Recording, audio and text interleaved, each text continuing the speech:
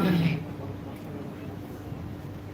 আল্লাহ তাআলার দরবারে দোয়া করি আল্লাহ তাদেরকে শহীদের বিশেষ মর্যাদা দান করুন এবং তাদের আপনজনদেরকে আল্লাহ তাআলা উত্তম মর্যাদার তৌফিক দান করুন।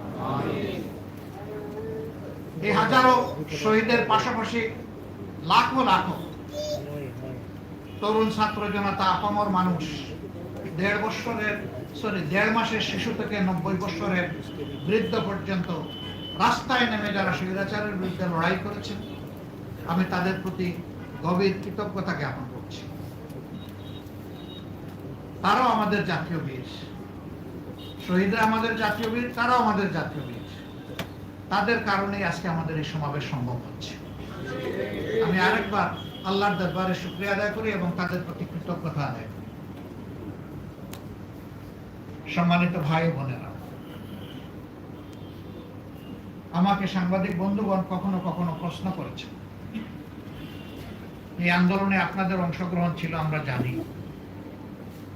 আপনাদের দলের কি পরিমাণ লোক শহীদ হয়েছে। আমি তাদেরকে বলেছি, মাফ করবেন, এ প্রশ্নের জবাব সোজা সাপটা আমার কাছে নেই। যারাই শহীদ হয়েছেন তারাই আমার, তারাই আমাদের, তারাই গোটা জাতির। আমরা শহীদদেরকে কোনো দলীয় সম্পত্তি বানাতে চাই না।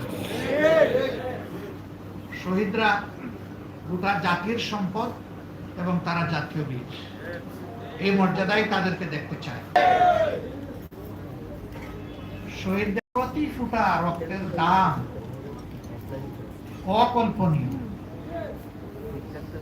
এর মতোই এই দেশের মাটিকে পরিচ্ছন্ন করে দিয়েছে। হ্যাঁ, তারপরেও যে পরিবারের একমাত্র সন্তান শহীদ হয়ে গেল, সেই পরিবারের প্রতি সরকার এবং সমাজকে মানবিক দায়িত্ব পালন করতে হবে। এটা তাদের প্রতি কোনো দয়া নয়, সহানুভূতি নয়, এটি আমাদের জাতীয় দায়িত্ব এবং এটা হতে হবে সম্মানজনক। সম্মানের সাথে এই পরিবার যাতে বসবাস করতে পারে, এরকম করেই তাদেরকে অবশ্যই সহযোগিতা করতে হবে। আমার কাছে উত্তম মনে হয় ওই রকম অনুগ্রহ আর দয়ার ভাব না দেখিয়ে প্রত্যেকটি পরিবার থেকে যারা কর্মক্ষম রয়েছেন তাদের যোগ্যতা মাফিক তাদেরকে সরকারি চাকরি হাতে তুলে দিতে হবে।